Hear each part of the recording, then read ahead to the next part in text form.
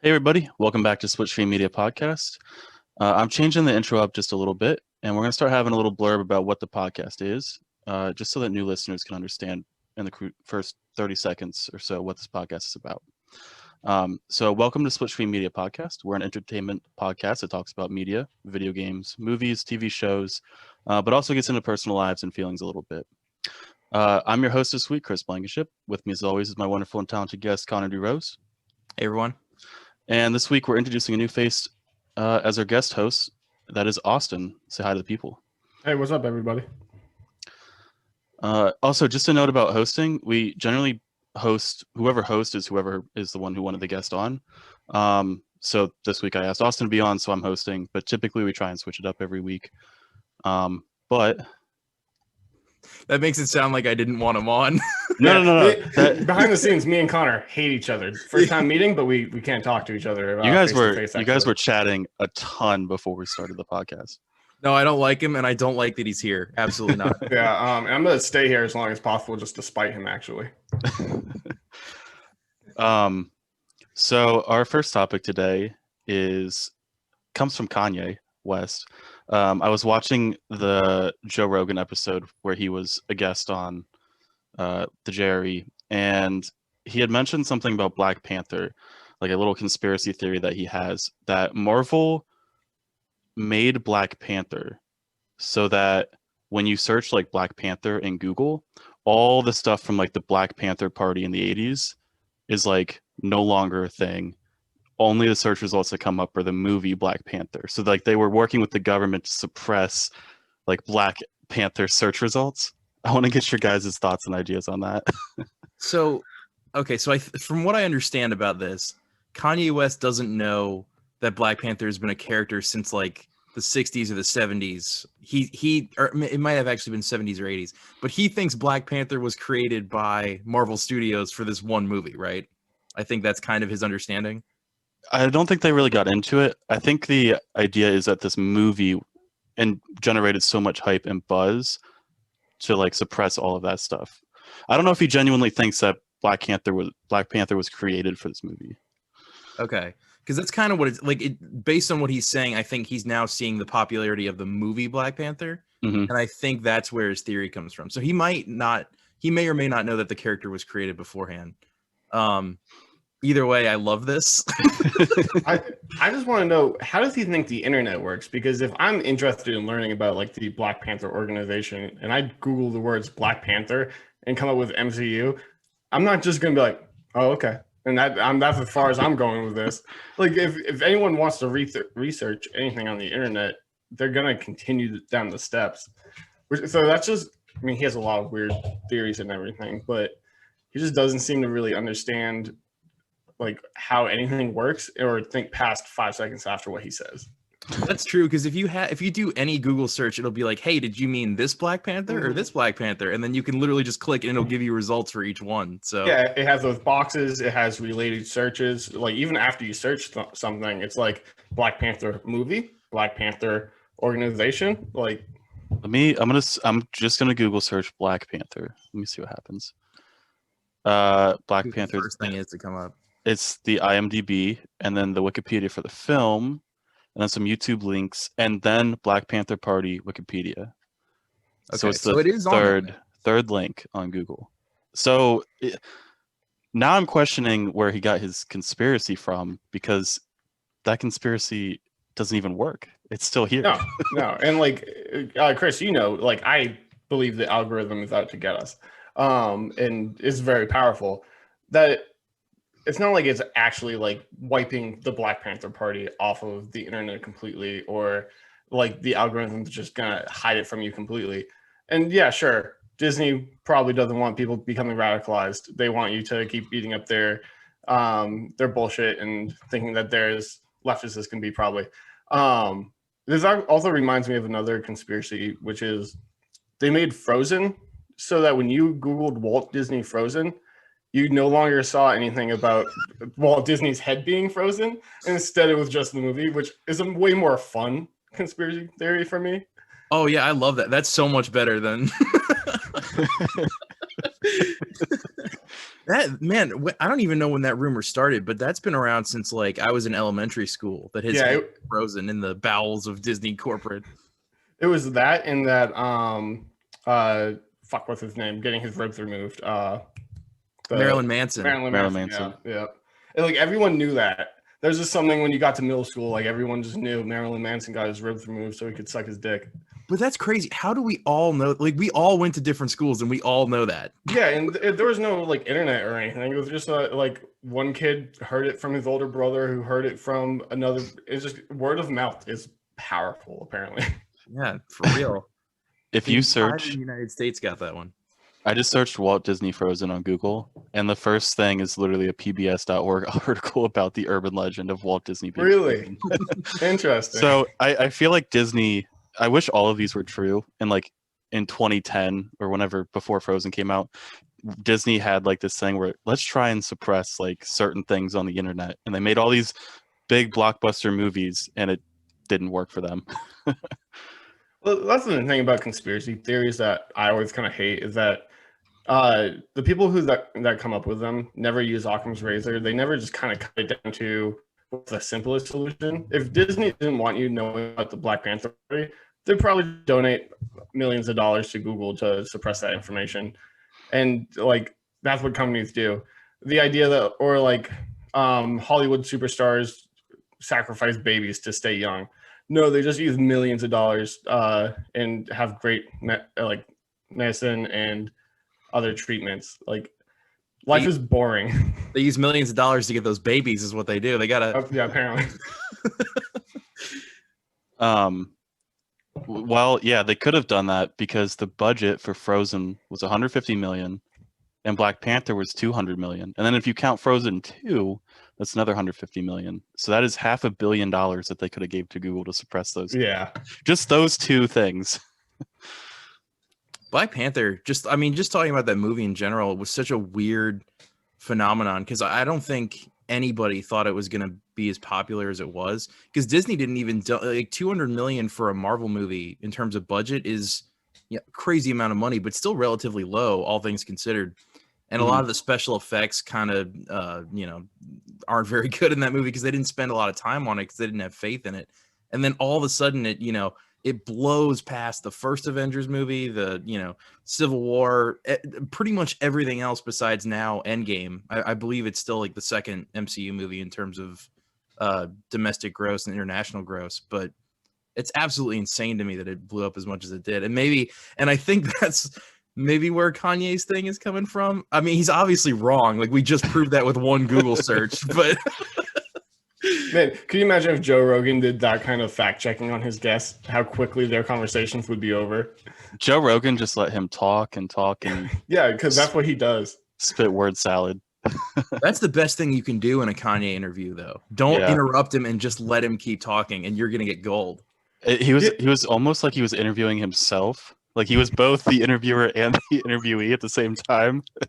I know what you're thinking, Kanye. And what's that, Kanye? And he was like, well, let me just flesh out this tangent a bit. And then he would kind of go down it, and then he would shoot off on something else. It's very interesting. Like, just you got to go watch it. I've seen like clips. I didn't watch the whole thing, but I've seen like different segments where he's talking about I don't even remember what because that was exactly what, like, the video was titled one thing for the clip, and then that's exactly what he did, where he would start a topic and then be like, oh yeah, that reminds me of this, and then it would just escalate further down, and it would go into this like I don't know, all these crazy tangents. But I mean, Kanye's always been weird to me because I love Kanye. Like I think he's people say this, or he says this about himself, I guess, but I really do think he's a musical genius. I mean, he's been a mainstay in the music industry for what, like 15 years more? Yeah, more 15, probably. Yeah, 15, 20. Well, I mean, go ahead. Oh no, what were you saying? I mean, I think when you're at that level of genius, or like, and stardom especially, either you show you're crazy or you don't. I don't think anyone at that level is normal. John Mulaney has a bit about Mick Jagger not being a nice guy. He's like, who is though? Who is that rich and powerful and a nice person or a normal person? And there's a lot of talk about Kanye being mentally ill, not taking his medicine and stuff, which is a real shame, honestly. And it is one thing I have trouble with when people talk about Kanye, is that like we kind of forget about mental health issues because he's rich or famous or just crazy. But he really is being like manipulated by the people in his life, like the Kardashians, for instance, who kind of use him like they use a lot of people just to become more popular. And I think even on Messing, the dude would probably be crazy. But he is just a complete enigma that has always fascinated me.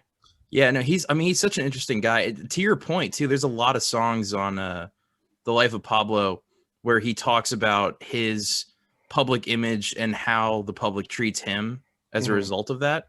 And there are a lot of interesting things how he talks about, you know, he's dependent on things like the E Network for money because he's married to a Kardashian, but he also hates the paparazzi.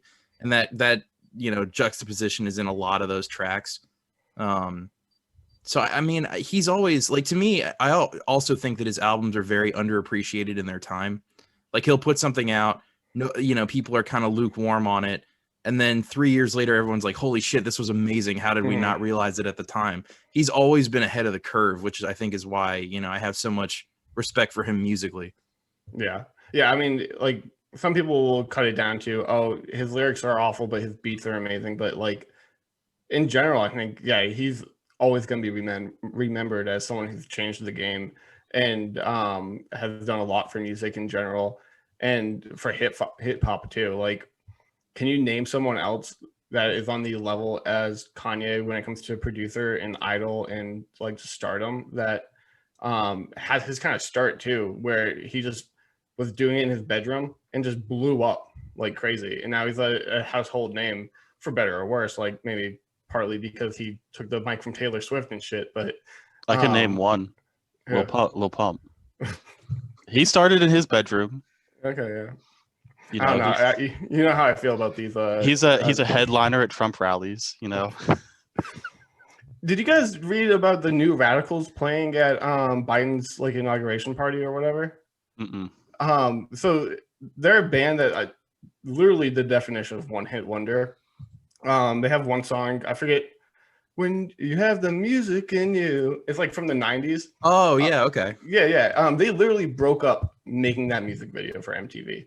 And that was the only thing they ever really released. And Biden announced that they're going to play at the inauguration party. And apparently has something to do with Beau Biden. Really loved that song when he's like going through chemo and stuff, but which is sad. But just what a world we live in where the New Radicals are playing at the inauguration party for the president. I love the idea that they're like, we're not getting back together unless this crusty old man becomes president. A dude with a face like this comes to you and says, hey, my son really liked your music. Can you They're like, all right, boys, one last ride. It's been 20 years. I haven't seen you guys my whole life, essentially, but the president asked. It's funny because I was, before you explained it, I was about to ask. I was like, I have no idea who that is. And then you sang that song. I was like, oh yeah, the one song that okay. Yeah, they literally have one song, like pure definition of one hit wonders, because they broke up immediately as they got popular. And it's just like we live in a simulation or something. You can't write this kind of shit. Now pillow companies are out here arguing with each other on Twitter. Like One Fresh Pillow is the competitor to My Pillow.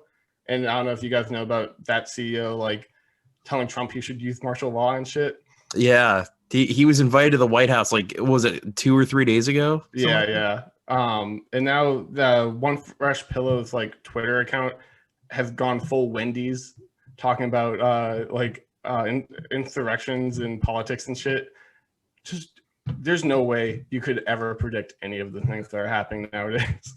Sorry, what, Chris? I was just say, as time goes on, I 100% believe that we're in a simulation, and like it's just broken, and like whatever program is running this, it's just like going down like this deeper and deeper nonsense hole. I think Joe Biden should have played, or he should play, a Lil Pump song at his swearing in. Biden 2020. Lil Biden 2020X. It's not. Give it 2 years, there'll be a rapper called that. I guarantee. There's not enough drugs in the name. Oh yeah, it's true. Like Well, Lil Biden fentanyl X, and then perfect. There was going to be drugs. Then Kamala threatened to run into prison for life. So What was that? You broke up. there was drugs in the name, but Kamala Harris told him that if there were, then she was going to send him to prison for life. Yep. Oof. None of that. Just not having any of that shit. So I mean, it's one of those things where like, I don't know if there's room for debate on this issue with Kanye. Like clearly he's wrong, but he is just, an interesting guy to talk about. So I mean, it opens up the discussion for like, how do big companies like influence the media and algorithms and stuff like that. Like Google and Amazon have this full control over the world that people don't really talk about unless it's in these super weird conspiracies. But because of it being a super weird conspiracy, people don't talk about it. I'm always reminded of Alex Jones saying they're putting chemicals in the water to make the frogs gay. That's a true statement. Like they put chemicals in the air to help keep the climate in certain areas like stable, especially in farmlands and stuff. And those chemicals have been shown to make frogs more homosexual. But when Alex Jones is screaming, they're making the frogs gay, no one's going to listen and think about, we should consider the environmental impact of this. I want to know the scientist who has to test the frog's homosexuality levels. I think it is like a physiological thing that happens, kind of like clownfish becoming hermaphroditic. Right. Yeah. So, but I just imagine Alex reading that and be like, we should talk about this. And then just red as all shit going on screen and be like, they're making frogs gay. People are like, what? I would just love if they like they had to put two guy frogs in a glass case and like, all right, now we wait. Did you ever read Frog and Toad as a kid? Yeah. They were definitely gay, right? They were, for sure they were gay, yeah. It's like Bert and Ernie. Bert and Ernie, yeah. I don't know if they ever confirmed that down at the old Sesame Street, but so one of the writers or voices or whatever said that he wrote Bert and Ernie with the idea that they were gay or a gay couple. But like 4 of the other writers are like, no, they're just friends that live together. And isn't that America? Like, isn't that like the most American thing to say? Like, no, it's just 2 guys that for 20 something years live together, sleep in the same room, and just they hate each other, but for some reason they stick around. Yeah, that's not a relationship. Like every friend across America, every friend group that lives together, they sleep in the exact same bed. Yeah, it wasn't progressive enough, and they didn't have a diversity quota that they had to hit on the show yet. It reminds me of the Fantastic Beasts movie, like the second one of those, where they show Grindelwald and Dumbledore have a special relationship. And one of the characters like says, I know you two are close. And people were really upset. They were like, well, you're not confirming that Dumbledore is gay, even though we know he is, but you're trying to make it palatable. And I remember reading a tweet that was like, well, what do you want them to do? Have a scene where Dumbledore is sucking Grindelwald's dick? And all I can think was, yes, I want to see Dumbledore choking on that wand. Like, commit, motherfuckers, just commit. Well, Dumbledore, the problem is that Dumbledore wasn't gay. She made it up afterwards because there's nothing in the books to suggest that he's gay. She wrote an all white, all straight book in like, the 90s, early 2000s. Yeah. And now she's trying to make up for it. And I'm like, everyone's making fun of you. Like, you have to understand that. Like every time you're like, oh, this person's gay, or this person maybe could be, Hermione could be black or whatever. It's like, you're just making shit up later. And now, and then, to the cherry on top was her recent trans comments. Yeah. Which, abhorrent and just bizarre too. Like, trans people erase gayness or something. She's just insane. And you mentioned the Hermione being black thing. And yeah, her response to that is just really weird because there's a tradition in theater of white people playing black people, men playing women, stuff like that. In theater especially, you can just kind of do whatever the fuck you want. And the audience is supposed to just know, okay, well, that's Hermione and that's yada, yada. But her decision to say, well, actually, I did write Hermione as black. No, you didn't. Yeah. Just admit that and just say, hey, she can be whatever fucking color we want because that's not part of her character. No, I was just last time I was in New York pre-COVID. I saw the King Kong musical on Broadway, and they made the girl black. Yeah. They so because it doesn't really. I mean, for that it doesn't make as much sense because she's supposed to be like a famous movie star, and it takes place in the 1910s. So I was like, she'd probably be white, but it's also about a like 6-story monkey. And shit like that. So I'm willing to just be like, whatever. Right. I can suspend disbelief for that. But yes, her insistence that she wrote it more diverse has always been crazy to me. But especially with characters like Cho Chang and like just all the racist stereotypes, which there's a great trend on TikTok of like me going to Hogwarts and it's like a Latino person or something. And just the funny jokes that they write with that are great because she literally wrote hook-nosed bankers as little evil goblins. Like, okay, we see how you feel about the Jews. Can we move on from that, Miss Rowling? Yeah, there's a lot of like racial stereotypes in the Harry Potter universe. Oh man, yeah, she's a whole other topic that we could. Yeah, really I mean, she's on par with Kanye. I'm pretty sure with just stardom have completely like set her on a crazy path. Yeah. Do you think like if you guys like became their level of celebrity that you would crack a little bit too? Absolutely. Yeah, I think about that a lot. I like to think that I would, maintain a certain level of humility and normalcy, but at the same time, I mean, when you have people who love you so much and they're constantly praising you and you feel like you can do no wrong, I mean, that does have to change you to a certain extent at like a fundamental level. It changes who you are. So it's one of those things I can never really say yes or no to until I reach that level of stardom, which will never happen. So hey, you never know, this podcast could just blow the fuck up. Oh, just blows up. Yeah. You could be on Joe Rogan Experience next week for all we know, the way the internet works. But yeah, absolutely. Like, I'm in no way mentally sound. And you give me unlimited money and power and influence. Like, I don't even use Twitter or Instagram or social media that much. But if you told me that if I tweeted something when I was drunk, and thousands of people would like it and read into it too, like all the rumors and stuff that come about because someone just tweeted something random, I would use that power for evil in like 2 seconds flat. There's no stopping me. And yeah, so I'll just stay here and not be famous whatsoever. Also, I just couldn't imagine like that kind of stress or pressure from people, and like the awfulness of media too. I remember on Hot Ones, Daniel Radcliffe was on there, and he talked about for months he would leave sets in the same black jacket, white t-shirt, and blue jeans because he knew that the value of his photographs would go down by paparazzi, and so it would stop. And like Zac Efron was also on Hot Ones talking about this and like talking about being with his family and being tailed by a car for miles and miles, and just having to deal with that. I just couldn't. I'd punch a paparazzi person in the face like a second into that. Privacy is something that, I really cherish, and not being able to have it ever, losing your anonymity, I think would drive you a little bit insane. So I can definitely see that being but I would like to have lots of money. Yeah. Oh yeah.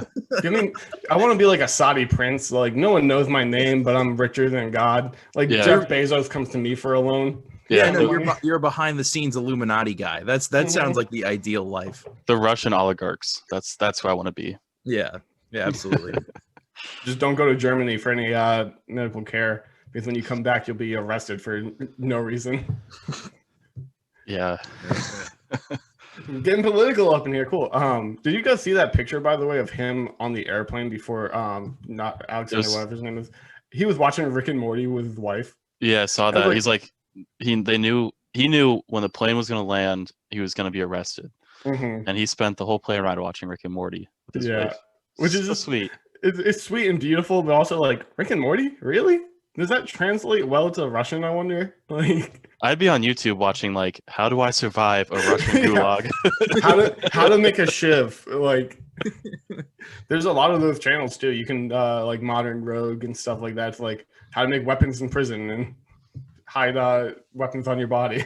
Do you think those channels kind of start like the clickbaity channels where it's like, "What's up, everybody? You know, Knife Boy 227 back again. Today I'm going to show you how to make a shiv or whatever." You know, I was half expecting Chris to start this with "What's up, everybody? This is," which you can't really blame anyone for doing that. I guess how are you supposed to start something? But the King of Random is a great example of one of those channels that started as, "Hey, we're gonna make a cool project," and now it's like, "What happens when you put steak in the toaster?"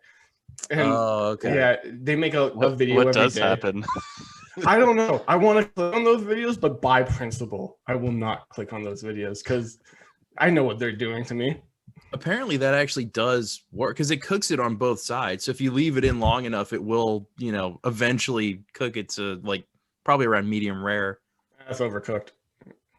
Oh yeah.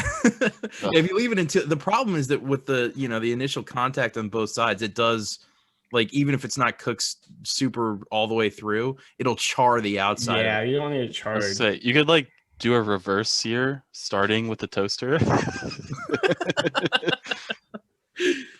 and then just throw it in the oven. Yeah, I mean, oven, you know, it's underrated, but oven steak isn't the worst thing in the world. Yeah, you have a really thick steak, you're probably better off throwing that in the oven than you are trying to do it on like a grill or something, or even a stove. Yeah, I do the we got a cast iron pan, and that's usually I do that, and I'll flip it over, and you baste it with butter, and you throw in like whatever, like parsley and shit like that, and basil and some basil. garlic. Yeah, I use rosemary. That's my go-to steak herb. Herb. Mm-hmm. All right, so Spider-Man. Great transition, everybody. Yeah. I think there was something about like we're gonna shift gears from Black Panther to another superhero, but then we just, you know. There was also a great one with we were talking about how rumors and stuff can spread on Twitter, and like someone says something, and I'm like, oh, that's a great transition to Spider-Man. Oh well. Then we started talking about steak. Yeah, Chris, do you want me to sort of as probably the resident Spider-Man expert of the two of us, do you want me to kind of read off some of the rumors and stuff that have been floating around? Yeah, fill us and the listeners in. Okay, so God, I don't even know where to start. I took a bunch of screenshots from an article that was like it was all the confirmed stuff and then all the rumors that are going around, which are basically confirmed if the other confirmations have already happened. So one thing that's confirmed is that Nick Fury will be back, which, you know, seemed relatively obvious, I guess. A strange one, no pun intended, Benedict Cumberbatch will appear as Doctor Strange at some point, as well as Elizabeth Olsen, because they're going to be together in Doctor Strange 2. They're gonna have their adventure in Multiverse of Madness, I think it's called. Let's see. Obviously, Tom Holland's coming back. All the original cast is coming back. So Zendaya, the guy who plays Ned, I don't know his actual name. Jason Battleborn, which is the coolest fucking name in the world. That is a dope name. That is a cool name. Yeah. He's also bald in real life, by the way. Yeah, he is. I saw that interview with him. Like, he had no hair. I was like, what the fuck? That's a wig? Is it? I was shook. Does he have like alopecia, or is it a choice? Or? No, I think it's a choice, maybe, or he's just kind of balding. He's like 30. He's not as young as the rest of them. Is he really? He's pretty, like, I know he's older than like some of them. Wow, he looks really young. So they cast it well. But yeah, he'll be coming back. Marissa Tomei as Aunt May, Happy Hogan, all coming back. Now here's some more confirmed ones that basically confirm all of the other rumors. Jamie Foxx will be reprising his role as Electro from The Amazing Spider-Man 2. Alfred Molina will be back as Doc Ock from Spider-Man 2 for the Sam Raimi Tobey Maguire series.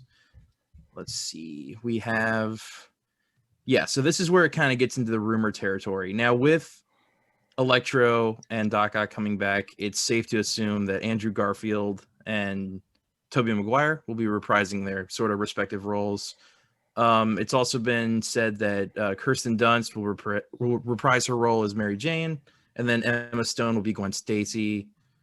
There's a rumor that Mysterio's coming back, which would make sense because like his whole illusion tech would be very easy for him to have faked his death at the end. Yeah, absolutely. Like that's what you're kind of led to believe by the end of the second movie. Yeah, for sure. And then J.K. Simmons will be back as J. Jonah Jameson, thank God.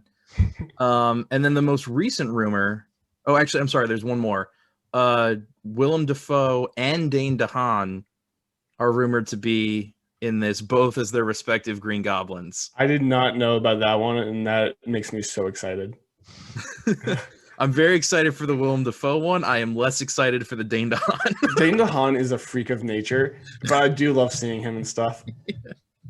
He's a nut, but he is kind of fun to watch. I mean, of the two, if I had to choose, it's Willem Dafoe, Green Goblin, all day, every day. But I mean, both would be cool. And then the most recent rumor is that Charlie Cox, who plays Daredevil in the Netflix Daredevil series, has just finished shooting all of his scenes for Spider-Man 3. So my question to you guys, what the fuck is this movie going to be about? Yeah, I mean, first of all, you have to imagine that they're definitely going to go the route of Into the Spider-Verse. They even set up a multiverse like theory in the second Spider-Man movie, which turns out to be like a lie from Mysterio, but doesn't have to be false, right? Okay, so before we get into this, Chris, have you seen Far From Home? Yes. You have seen Far. Okay, I was wondering how spoilery we. Okay, continue. Yeah, I mean, if it's a couple years out now, we can ruin it. And the fact that Doctor Strange is going to be there and the whole multiverse of madness thing is interesting because the Ultimate comics kind of touch on some of that stuff with a pair up between Strange and Spider-Man, like fighting Nightmare and Mephisto and shit like that. Super crazy, trippy shit, which maybe they won't get into here, but I definitely feel like it's going to be a multiverse kind of movie. And before Endgame, I would say that the general audience is not ready for that. That trying to explain that to a lot of people is going to be confusing. But watching how they did time travel in Endgame and how well they explained it, Marvel can do whatever the fuck they want, I'm pretty sure. Yeah, and at this point, I'm really excited. Stuff like WandaVision, that's the first 2 episodes are already out. I'm excited for them to get weird with it because you've done the superhero tropes to death at this point. Not just the MCU, but every superhero movie. So I'm excited for them to say, hey, we're gonna make a Wanda and Vision mid-century sitcom. Yeah, which just to touch on that, I just watched the first 2 episodes last night. Amazing. Just like they hit the nail on the head. And you're right. We need to move towards weirder shit. All these characters are established and we can watch the same setup movies for new characters and stuff, or we can just get weird with it. We can just do some crazy ass shit because the comics do it. The comics do the most insane shit sometimes. Like Blade and Spider-Man team up in the Ultimate Comics. And it's just crazy. And it seems like the general audience is ready for us to be weird with like comic book movies. Yeah, I think they're definitely more accepting of it. Like you said too, after Endgame, when you have like all the time travel subplots and the multiverse stuff that happens through that. If I had to guess, I would say something. I mean, clearly something is going to go wrong in WandaVision to where she needs Doctor Strange's help. She will try to get help from him in the Doctor Strange film. Like a traditional horror movie, it will end poorly, and it will end on sort of this cliffhanger moment that I think is going to lead directly into the next Spider-Man film.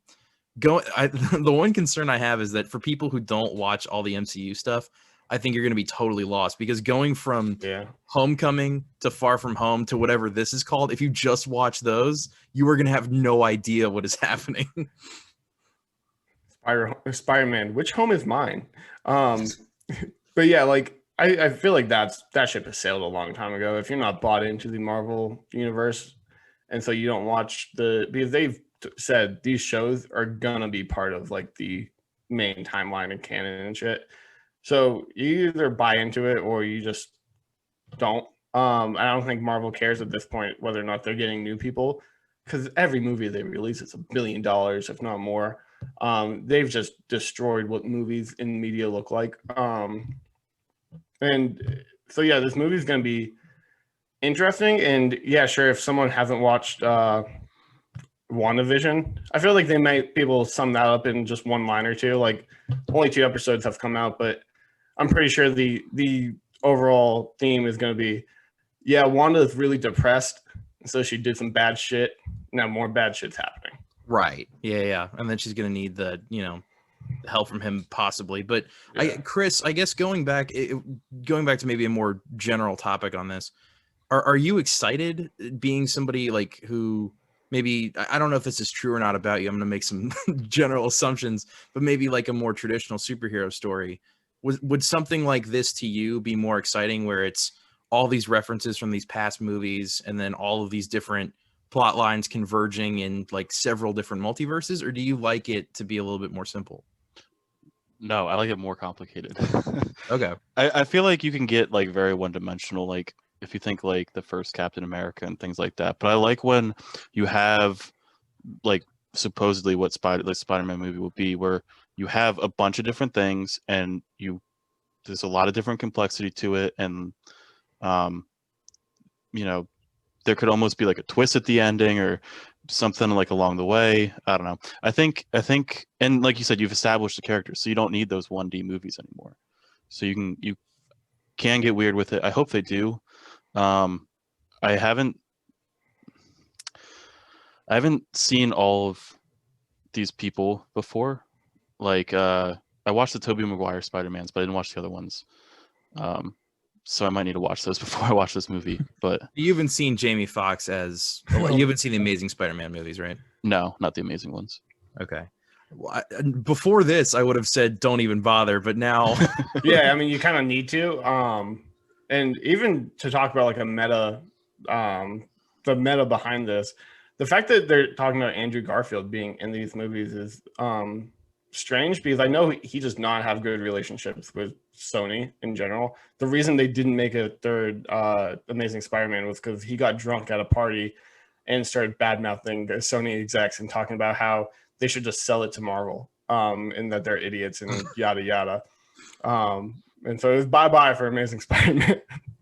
it sucks too, because I definitely think people like the dog on Andrew Garfield, and for parts of it I understand, but I think his performance is very underrated, especially in that first Amazing Spider-Man movie.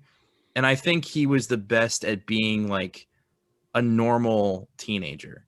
Yeah. I really think that he pulled that off. Like there were people that, I felt like I knew kids like him, or like he felt like a person who was in like, because they tried to make that movie more grounded, especially after The Dark Knight. Mhm. So, and I think they did a really good job of that, because Tobey Maguire always felt sort of like this man out of time.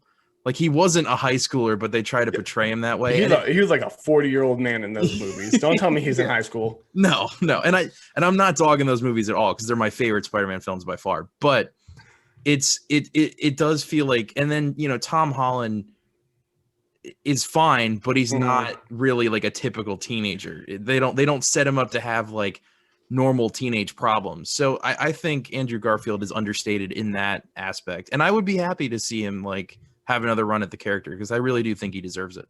Yeah, absolutely. And I think, yeah, like you said, Tom Holland is fine. And I think that's his biggest problem, is he's just fine. Where Tobey Maguire was a great Peter. He was nerdy and weird and kind of antisocial. And when it gets to the third one, no matter how bad that movie is, you can see that character become what he does in that third movie.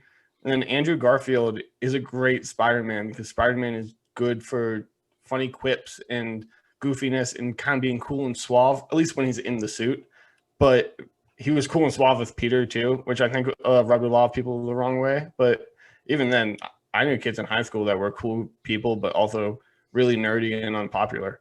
So yeah, I think he's very much underrated in those films. And I have nothing against Tom Holland, but I think we do need another Peter Parker or Spider-Man. Like, it'd be cool to see, or Miles Morales. Like, Miles is getting a lot of attention right now. Bring him in. It wouldn't shock me if they did something like that. And in terms, just real quick too, I think in terms of all these oh, Alfred Molina's coming back. Oh, Elektra's coming back. I think what you're going to see is that, obviously I'm spitballing, but Doctor Strange is going to like open a portal. You're going to see Tobey Maguire fighting Alfred Molina on a clock tower. And he's like, oh no, wrong universe. And then he closes it. And that's all you're going to see of it. It's not going to be like a whole plot line. I could see that. That seems like I'm wary of hyping all this stuff up and buying into like it's gonna be the multiverse movie of my dreams, because it could just be that. It could just be Easter eggs, because MCU loves its Easter eggs. So people could just be getting a little too hyped for this, when in reality it's gonna be one of the other Spider-Man movies, and then with just a little sprinkling of multiverse stuff. Also, spoiler alert for anyone who's seen these 20-year-old movies, both of those characters are dead. So so it could be like a reimagined version of both of these characters. It could just be like the MCU version of these. It doesn't necessarily need to be like the Raimi version or the Mark Webb version. I don't know. I have no idea what they're planning on doing. I'm excited as much as I am worried, but Jamie Foxx, when he like leaked or announced, or however you want to call what he did, that he was going to come back as Electro, he even says not with a blue face. So that kind of leads you to believe that maybe these are just reimaginings of these characters. Because we don't have an Electro or a Doc Ock right now in this MCU Spider-Man universe, and we don't have a Sinister Six yet. And both of the previous franchises have tried to set up a Sinister Six and just didn't do it. And then Homecoming at the very end sets up a Sinister Six. Still haven't done it. So maybe that's what they're going to do with this, with the little cameos from these characters. Yeah, that's a really good point. And I hope that's what we get, especially it's such a bummer because Spider-Man PS4 did it so well and it did it in one game. Yeah, I mean, like, I was proud of the MCU for not showing me Uncle Ben dying again. I don't need to see it again. Yeah. I cry every fucking time. I don't need to cry again. But yeah, like, just drop us the fuck in. Like, people know what's going on. I have no doubt that the normal person that played Spider-Man on PlayStation 4 kind of figured it out. Ben's dead. I've been Spider-Man a while. These are some bad guys I run into. Yeah. There's not a lot of setup there. You don't have to spend movies on that. No, in 2002, you had to explain Spider-Man's origin story. That's fine. But it's 2021. I think we all know who Spider-Man is. We all know how he gets his powers. And that was the other thing I like too, like you were saying with Spider-Man PS4, is that they drop you in like 8 years into him being Spider-Man. They're like, all right, here we go. Yeah, like he's been Spider-Man a long time. He's got this shit figured out. And like, yeah, it reminds me of the like the Switch franchises here, but Batman versus Superman, the first like 20 minutes of that movie is setting up Batman's parents die, and he like there's bats all around him and shit. It's like, if I have to see those fucking pearls again get ripped off Martha Wayne's fucking neck, I'm gonna fucking punch a TV. I get it. We all get it. Anyone that is gonna go into a Batman movie gets it by now. They know the story. Yeah. Like, it's not 20 years ago. We can just jump right to it. I'm hoping that the Robert Pattinson one gets that by now. But do you think that they do that stuff because they're making movies not for like people like us, but to maximize how much money they bring in? For sure. Like they get a little cookie cutter with it. Yeah, I think you have to. A lot of that too is probably executive notes, like either Warner Brothers or Marvel Studio higher up notes being like, they're like 70-year-old dudes, and they're like, I don't get how does he shoot the webs? I don't understand. So then they have to be like, all right, well, he's gonna make the web shooters, and they're like, what are you talking about? So where did the bats come from? Yeah, which in like 10, 20 years ago, 100%, there was no way one of these movies are going to be made without miles of exposition. But now that we have something like WandaVision, where it gets fucking bonkers, I think now studios are starting to feel a little bit more comfortable with just dropping people into the deep end and just going with it, especially like the Hawkeye TV show that's coming. That's a really weird series that Matt Mercer does. Not Matt Mercer, that's D&D dude. I forget the guy that does that series. But it's a weird series. it's not like the rest of the MCU. And if they hold true to it, people might be confused. But I think at this point, Marvel understands that if you're going to watch their movie, you're going to watch their movie. And if you're not, it's been 20 years. You're probably not going to get bought in. Yeah, but I totally agree. I mean, WandaVision is probably the least user-friendly MCU piece of media that's come out. It drops you in. You are immediately in a 50 sitcom. There is no setup. There's no explanation of what's going on. Like, if you don't know her and you don't know her powers and you didn't watch the 8 other movies she's been in, you will not understand what's happening. And I kind of respect that. Yeah, like you're either in or out at this point, buddy. Like, yeah, and those movies, that show also like kind of goes off the comics. So like if you read the comics, then there's a lot of Easter eggs for you. If not, then you can still enjoy it. But also like it gets dark and weird. And the amount of articles I saw the next day after it dropped was people trying to explain it, which it was a lot of clickbait. But I guess if you don't get it or you're really just not the person for these movies or shows, there's still an avenue for you to understand it afterwards and get into it at any point. We live in a world where all information is at your fingertips. So if you're someone who, say you're 15 years old right now, you weren't alive when fucking Iron Man came out, which is insane. But you're trying to get into these movies, you can just Google this shit. It's on Wikipedia. Like, so you don't need to tell me every time that Uncle Ben dies or that Iron Man's a drunk or Captain America was frozen in ice. That can just be a throwaway line, and then we can just move on and get to the real meat of these stories, because that's where I think if we're gonna stay fresh after 20 years of Marvel movies, we have to get to the meat and the weirdness and new ideas. It's kind of how. Oh, sorry. What? I was gonna say, just when I watched Tenet and then I looked up stuff afterwards of how it worked, it made it a lot clicked, which was helpful after the movie. I still want to watch it again to rewatch it, understanding how that movie works. Yeah. But like just the fact that I can go online, understand how something works if I didn't.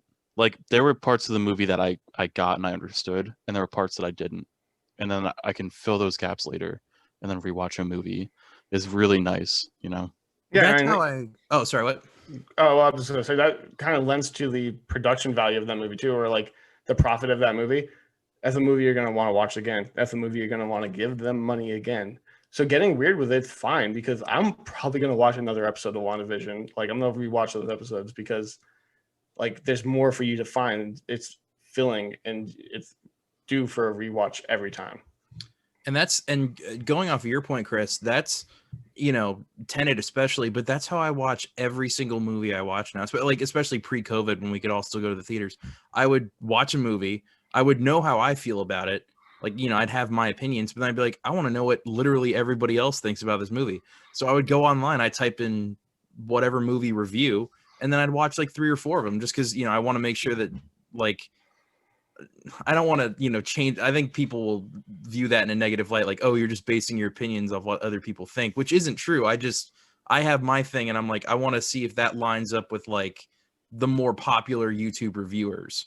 Yeah, you want to be informed, and like maybe they do have an insight that makes the movie better for you when you watch it. Yeah, that's exactly what it is too. Because sometimes, you know, if it's especially if it's something I hate, because I'm like, what did people see in this? And sometimes people bring up good points, like, oh, I liked how this character did this, or I like this plot point, whatever. And I'm like, oh yeah, that's something I didn't really think about before. So that's, you know, it's an interesting way of it's so bad to just say, oh, something sucks, and then you don't give reasons for it. That's like one of my biggest pet peeves. Someone's like, I hate that. I'm like, why? It's like, because it sucks. I'm like, that's not helpful. Like, why? You have to have reasons for why you don't like things, because then we can't have a dialogue. Then we can't have a discussion about it. Then it's just you being an asshole. Yeah, there's no movie without sins and flaws, but if you can't point those sins and flaws out to me, then I don't really care about your opinion on why you don't like the Departed. Like I could point out a lot of bad things about that movie, but unless you're gonna tell me what those things are, I don't care. Right. What if I got so bored that I fell asleep like 30 minutes in and didn't see the rest of the movie? But I can still say that movie sucks because it bored me to sleep. That's a reason, though, at least. That's okay. valuable, yeah. No, so, you know what I'm talking about? Like, people are just like, oh, it's bad because I didn't like it. Like, you saying that a movie is so boring that you fell asleep is a legitimate reason for not liking a movie. It's totally fine. Yeah, like me and Chris like had an argument when Thor Ragnarok came out because I love that movie. I think it's incredible. And he's like, the only good part was when Hulk came out because I didn't see it in trailers. I'm like, and he at least gave me his reasons and value. Like, and I'm like, oh, those are valid reasons. I think I have to rewatch the movie since then because I've forgotten a lot about it. But I don't like the forced comedy. I think I brought this up. Childish Hulk lines. You and I felt very similar about this movie when we left, Chris. I've seen it a few times since, and there are aspects of the movie that I've grown to like more over time. But I still think it's only like half a good movie. Like you've said that you've enjoyed it more, which makes me want to rewatch it again. So yeah, I think that happens with a lot of movies too. Like the stuff that bugs you initially just kind of fades away over time. Like you can just kind of deal with it and get over it. But that movie is incredibly well directed. I don't think it has a great script, yeah. and I don't think the story is really anything to write home about besides the stuff on Sakaar, which I think is super fun. Yeah, the whole Asgard storyline in that movie was just kind of a C story or a D story. It was not important or fun or interesting or like it didn't feel like it was part of the rest of the movie. No, and it felt like such a bummer going from someone who's just like, oh, I'm all powerful because of this, and then cutting back to Jeff Goldblum's character, who is fucking amazing. And like they commit to Jeff Goldblum is an alien, right? We're all in agreement that he's not a human.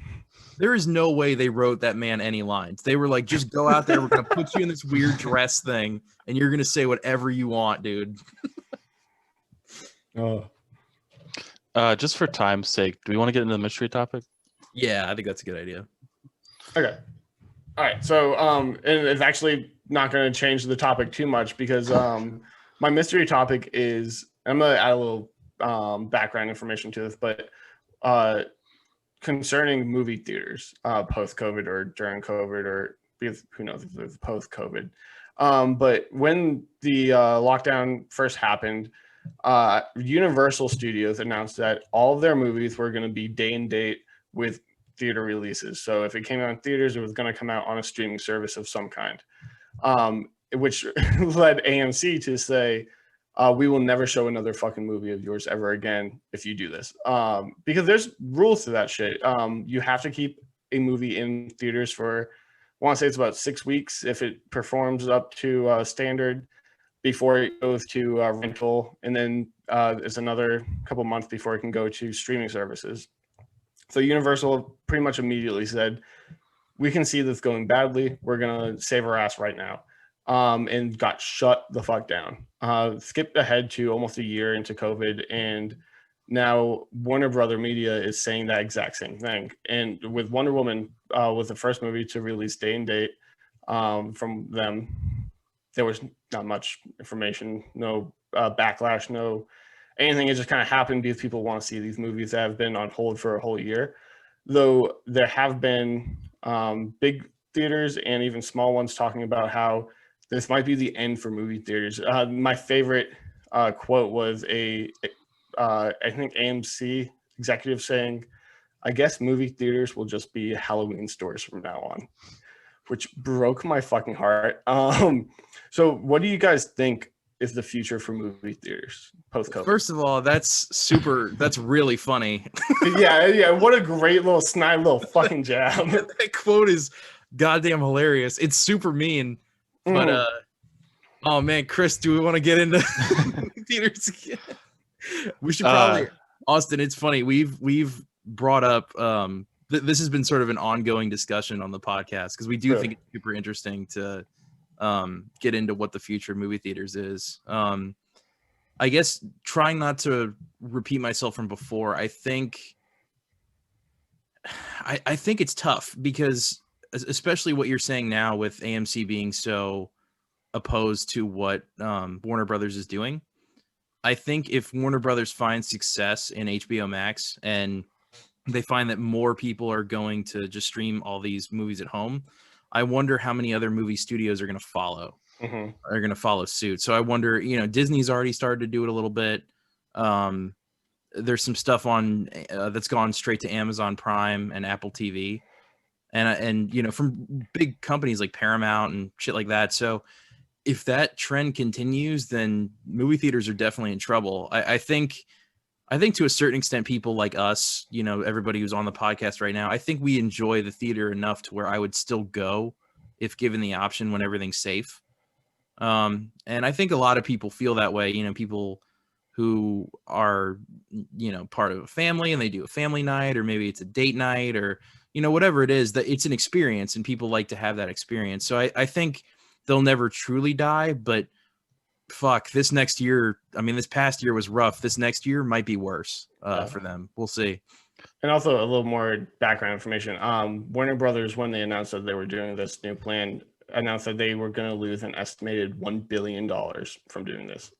But they said that that hit would be less than if they just didn't release these movies at all.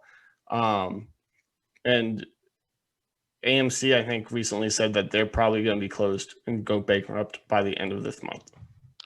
So we have Regal and AMC, two of the biggest chains in the country, that probably won't be here in a couple months. So two things. One, fuck Warner Brothers. All my homies hate Warner Brothers.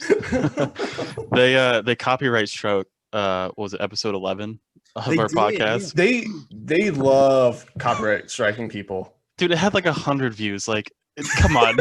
And it was because we showed the Tron trailer with no audio, and they still got pissed. No, Tron was fine because Disney. It was the Wonder Woman trailer because we showed the Wonder Woman trailer. Okay. No, Disney didn't give a fuck about Tron. They're like, no one cares about Tron. You're fine. we showed two trailers. I got them mixed up that episode. Yeah, it was Wonder Woman trailer with no audio. They still got mad. We were shitting on it. Maybe that's what they didn't like. I was shitting on it hard. A lot of the like streamers and stuff I watch when they post to YouTube, half the time I click on their videos. Warner Brothers has struck this video for copyright infringement and I go to like Twitch or something, and it's like 4 seconds of a trailer or like a GIF or something. They're notorious. They're like Nintendo, man. They'll strike you down hard. They struck down Harry Potter with guns, which, by the way, Austin, I'll fill you in on that after the podcast. That sounds amazing. It's amazing. Dude. We'll Does Hogwarts have school shootings? Kind of. Do they have to worry about that? They have wands. I mean, maybe that's what America needs. Is every student needs to have a gun. Oh no, that'll save the NRA from bankruptcy. Yeah. The other point is AMC can stop being a little bitch about it. I mean, when music shifted to like Spotify and Apple Music and all that stuff, you didn't see CD stores like throwing a fit. You don't see DVD stores throwing a fit. They just went out of business. Like if something happens with the movie industry where movies start moving to streaming and that's what the market wants, then movie theaters will die or become like a niche market. And these big, massive like companies with a movie theater in every city will die. Like that's economics. Like that's what's going to happen. And you either innovate or you die. And that's, AMC has to realize that. And I think, a lot of what they're trying to do now is make theaters as unique as possible. So, obviously you've had IMAX for a long time, but, Cinemark has the XD theater with all the colors and the 18 million speakers or whatever. Like they're trying to make it feel like you can never experience this again once it's out of theaters. And I think that's definitely like the way to go if they want to keep you. Also, just lower the ticket prices a little bit. But that's innovation. You're doing something to change the experience, and if the market wants that, they'll get it. But and Chris, I kind of agree with you. I was talking to a friend of mine, and he has this idea that 10, 20 years from now, movies won't be what they are now. It'll be something that like 10 people go to a screening, and it's not going to be the next Marvel movie. It's going to be some A24 whatever movie. It's for people that care about the theater, which is kind of exciting to me because the amount of fights I've gotten in movie theaters is kind of dangerous. I'm gonna get stabbed one of these days because 90% of people don't respect the theater or movies or anything like that, and people fall asleep or they play on their phone or they talk or it's just annoying. So it will be interesting, I think, to see what happens in the next few years with movie theaters. And Yeah, if Regal closes down, oh well. They were kind of assholes anyway. They stole one of my hats one time, so I have a vendetta against the Regal movie theater near me. Did you like leave it in there and they were just like, oh no, we don't know where it is? Yeah, so it was a hat like this, but the instead of this little icon, it was like brass knuckles. My favorite hat ever. Oh, And I left remember it, that hat. Yeah. I left it in there. It was like a 11 p.m. showing, so it's the last one. It was a fucking kitchen with Melissa McCarthy. Not worth losing a hat for, I promise you. And so I get home and I don't realize it. I wake up, I have to go to like a lunch meeting or something with my work the next day. And I realized I lost my hat. So after that meeting, I drive straight to Regal. And I'm like, hey, I lost my hat. It was in this theater, this time, blah, blah. Yeah, we haven't found it. I'm like, okay. Every time I went there, which was basically once a week, because I have like the free pass and stuff, I asked about it. And each time I was like, no, they didn't even check or anything. I'm like, some asshole is wearing my hat right now. Yep. And it was a limited edition hat. I couldn't buy another one. That sucks. Yeah. If it makes you feel better, though, I think that's a great point that you brought up before. It's something I hadn't really thought about too, because if the people, if people who go to the movies just to disrupt everybody else can watch these movies at home, then they're just going to watch them at home. Because if there's no reason to go out, if you're just going to be on your phone and talking with your friends, like you'll just do that on your couch. So maybe the movie theater will become a better experience because of that. They won't show the big blockbusters that go straight to theaters, but like, the next Ari Aster horror movie goes right there. And the people who truly appreciate film and cinema are going to be the only ones who go to the theater, which is cool, but is not good for the theaters. Yeah, I was gonna say I would even prefer like indie films or something like being shown at your local theaters instead of literally every single theater, every single screen being taken up by like a Marvel movie. But that means, of course, less people, like the general, population is going to go to those movie theaters. They're going to lose revenue. That's what I never understood with like Martin Scorsese, who's like, oh, the Marvel movies aren't real cinema, which is his opinion. That's fine. But even a lot of old fart directors like Steven Spielberg and a bunch of, they all kind of got on board with that. And it's weird to me because I'm like, do you want to keep making movies? Because if you guys want to keep making movies, you need those Marvel movies in theaters. Like they're necessary for you guys to make the shit that you want to make. Just because you're not a fan of that style of film doesn't mean it doesn't bring in a shit ton of money for everyone. That's true. Like the fact that half the screens have one movie, well, that's what's supporting the rest of the screens. Right. Yeah, it's what is keeping Regal and AMC in business and getting like you go there and it's like, hey, this theater is really nice and it's much nicer than a theater that is showing some indie film should be. Like I remember watching Jojo Rabbit in Regal. I had a recliner seat and like good food. And 10 years ago, if I was watching Jojo Rabbit, like it would have just been in some weird downtown theater with like a screen that big and it would have been nothing. So it is nice having that option that Marvel brings money to these theaters so that they can improve the experience for others. Though, Connor, you made a great point about theaters being an experience that you can't have at home. There's not a lot of Marvel movies that I think I can't just watch on my phone, to be honest, and get the same experience. Though there are a lot of other movies, like Tenet, for instance. I saw that was the last movie I saw it in theaters before Regal closed, and I couldn't imagine trying to watch it anywhere else. Like some of the scenes and just the action and the excitement of it, you need that big screen. You need that RPX, like surround sound and all that, shaking your seat and just being in it. I had planned, that was like one of the movies I was most excited about this year. I had planned to see it in IMAX. I was like, I'm going to drive all the way out to the one that's like the better screen. That's like 45 minutes from my house. Like I had the whole thing planned out. And then, they closed that theater and they closed basically all the other ones around here. And it just, cause they're like, it's not safe. And, we have too many cases right now. So I was like, all right, that's fine. So I had to wait till it came out on Blu-ray, and I still loved it, but there was a part of me that was like, man, all this shit that was shot with these IMAX cameras would look so much better on a giant screen. Yeah, because like Christopher Nolan, he cares about the experience. He like that motherfucker crashed a 747 because he was like, no, we just got to do it in real life. It has to be real. Like he is to a fault, like in love with the theater experience and like movie making experience. I say to a fault because the man doesn't know what ADR is. And so half the times when it's raining or there's explosions in his movies, I don't know what characters are saying. Dude, So, one of the funniest things I heard was a reviewer said that watching Tenet was like watching Interstellar in the other room while it's raining outside. You can't hear a goddamn thing. Well, and like Robert Pattinson, he's talking like this and very quiet. And I'm like, speak up. You're talking about quantum mechanics. I'm not that smart. You really need to slow it down and speak up. I will say watching it at home with the subtitles was nice. Yeah, I could imagine. Yeah. You need the subtitles for that movie. Oh my god. Chris, what time are we at right now? Are we a little over? We're just a little bit over. Okay. Do we want to call it there? Yeah, we'll call it here. Yeah, I'm okay with that. You guys okay with that? Yeah, that's fine with me. All right.